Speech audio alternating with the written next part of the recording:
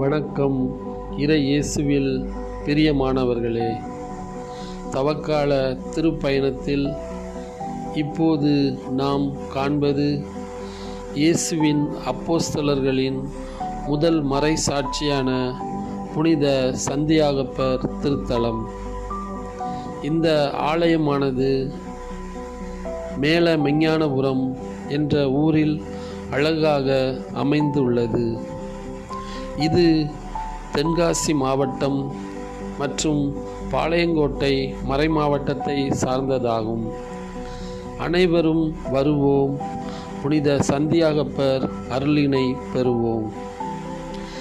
தெய்வ மாதாவால் சிநேகிக்கப்பட்ட புனித சந்தியாகப்பரே, உமது பிள்ளைகளாகிய எங்களுக்காக வேண்டிக் கொள்ளும். ஆமென்.